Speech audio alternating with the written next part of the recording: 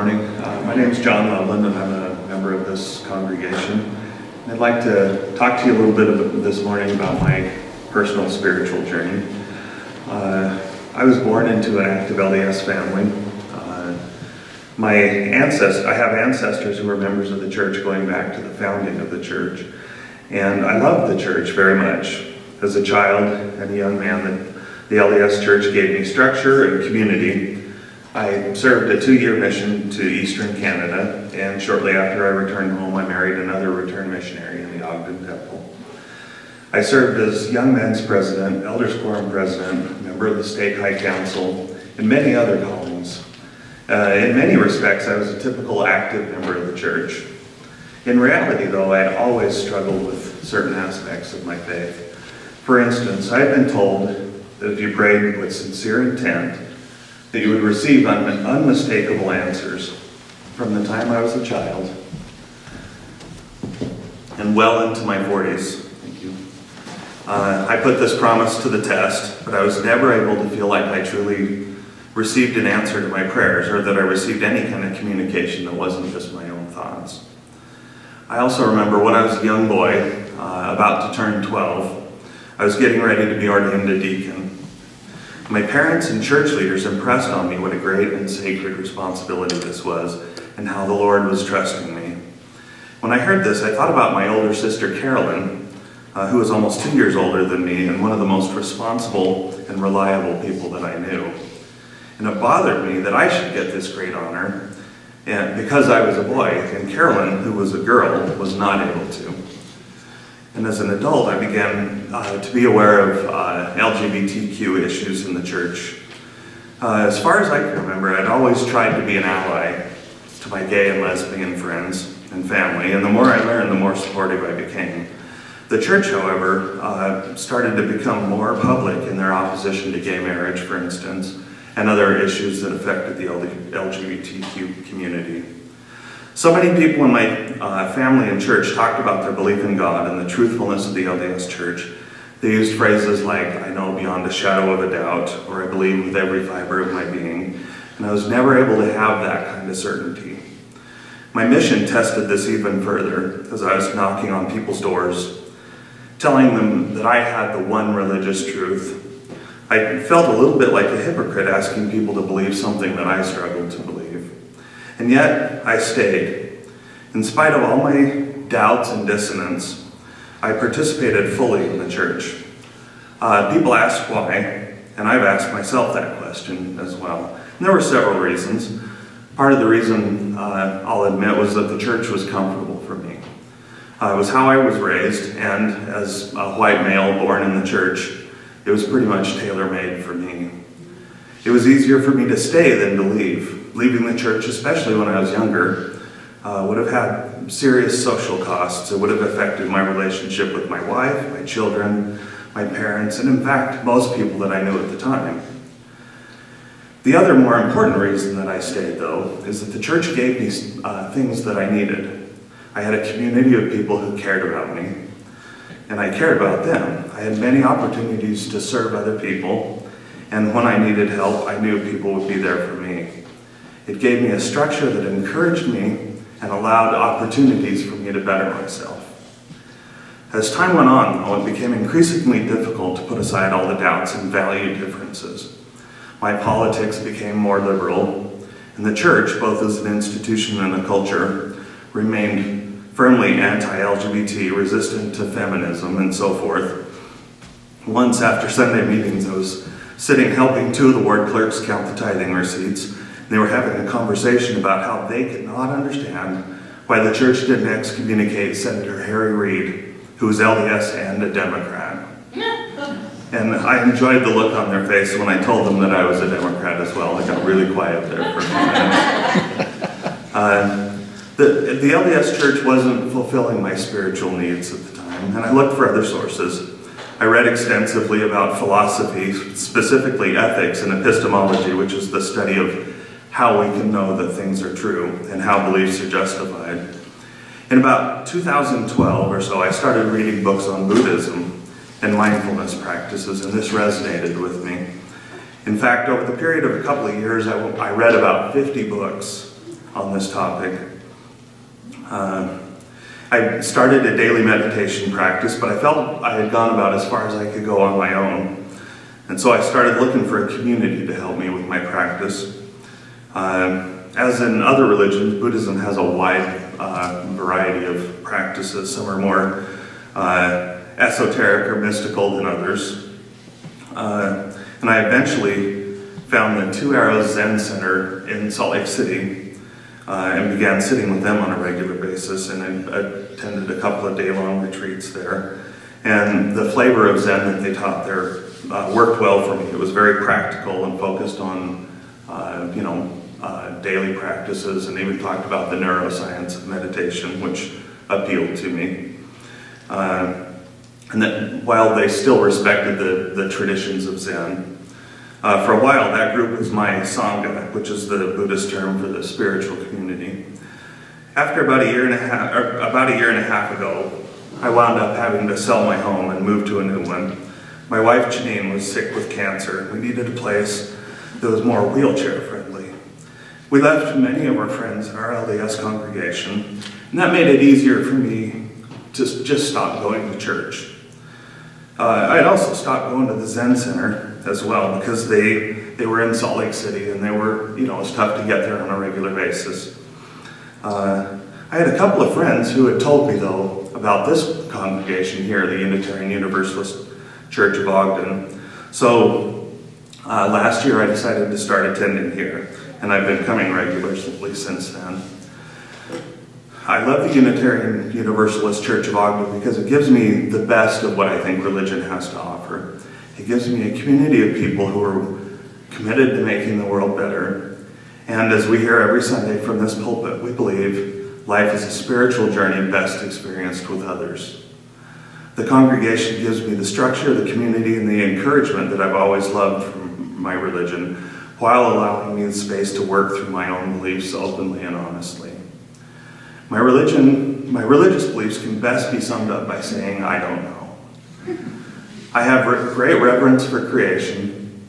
When I'm in the outdoors or looking at Saturn through a telescope, or learning the intricacies of how cells differentiate to become a human being, I sense something sacred and awesome, in the old sense of the word awesome. And I think the most sacred things that exist in the known universe are you and me and my fellow human beings. Although I have no good information about the nature of God or the state of the soul after we die, I do know that meaning in life for me has always come from my relationships with the amazing people I've met and the bonds that I've formed over my life. I've come to realize how important it is to have a strong community.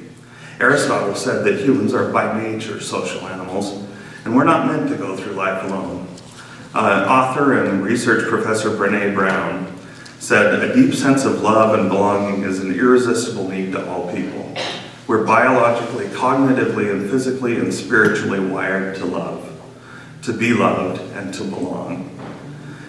When those needs are not met, we don't function as we are meant to. We break, we fall apart, we numb, we ache, we hurt others, we get sick.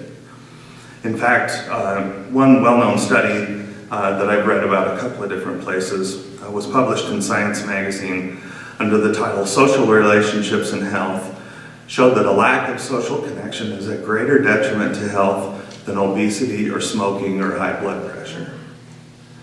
Our community can be our friends, our neighbors, members of our church, or anyone else. Being with people that are like us gives us confidence and strength, and it gives us a sense of safety. But I would also suggest that being in a close community with people who are different than us gives us even greater benefit. They can add color and flavor to our lives, and they can challenge us and cause us to re-examine our beliefs. We get new chances to exercise compassion and increase our capacity for love. May we all find comfort and strength in our family, our friends, our Sangha, our community, and may we strive to provide that comfort and strength to others. Thank you. Amen.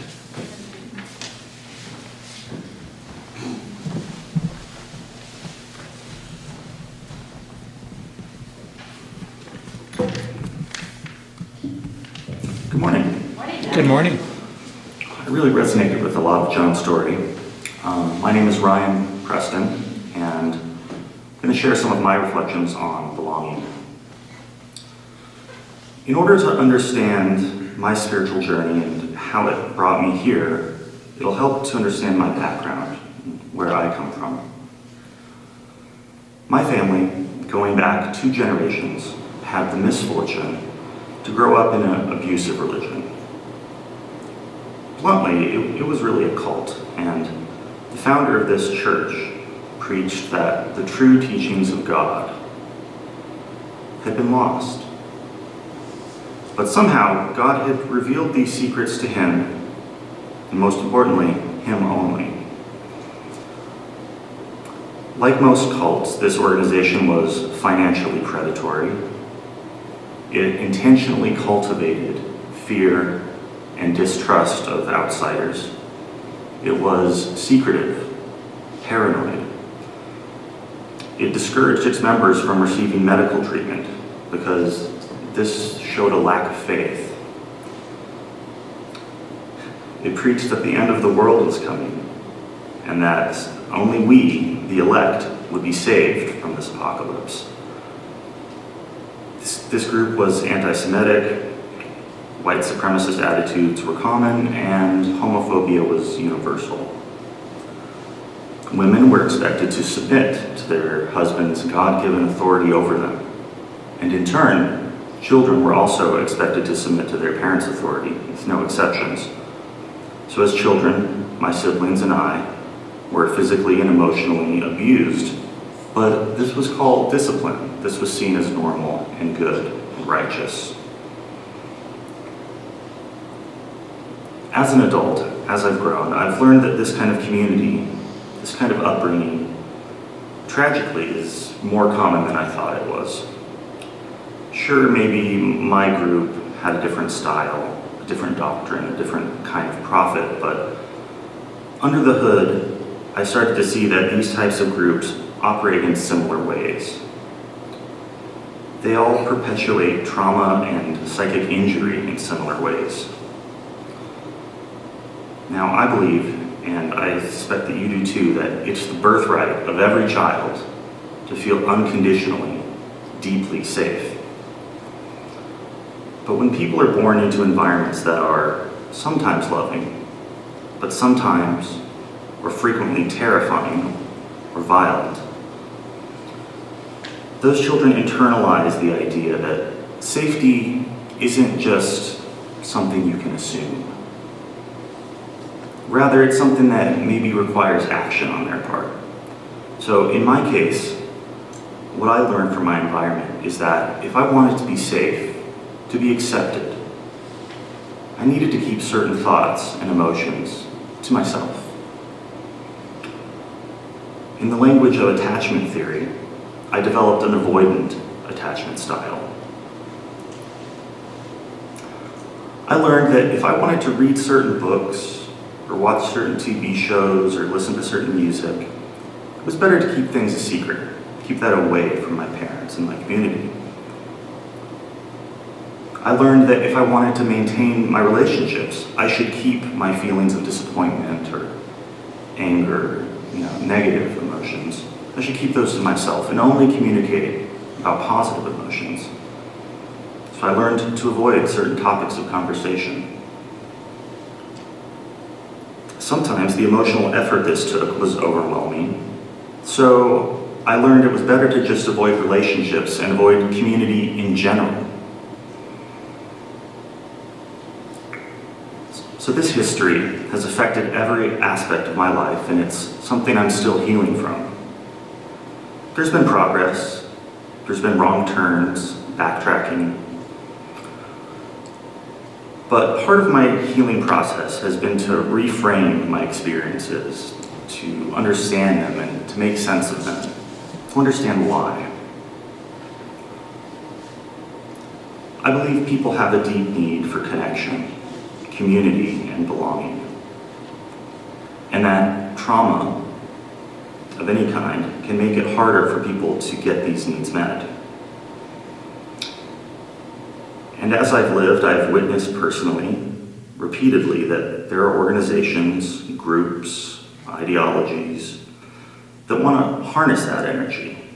They want to harness that trauma, not to heal it, but to profit from it. A wounded person, willing to go to great lengths to belong, willing to deny or suppress parts of their lived experience, willing to make great sacrifices in order to belong, willing to protect the group against outsiders, willing to fight, willing to suffer, or to make others suffer. That, to some communities, is an asset, not a liability. I believe unhealed, unacknowledged trauma is the energetic center of dominator culture. To dominator cultures, trauma is not some accidental byproduct. I think it's intentionally reproduced because it's useful, and that this is how generations of people, entire families, can become trapped in parasitic, damaging, and exploitative communities. The way I see it now, creating a community where people can truly be themselves, can bring their entire selves, to feel safe and to truly heal. It's transformative, but it isn't just that. It's revolutionary, it's disruptive. Because I believe people who have healed from their trauma, people surrounded by a powerful community of compassion, of love, people whose sense of safety is deeply rooted,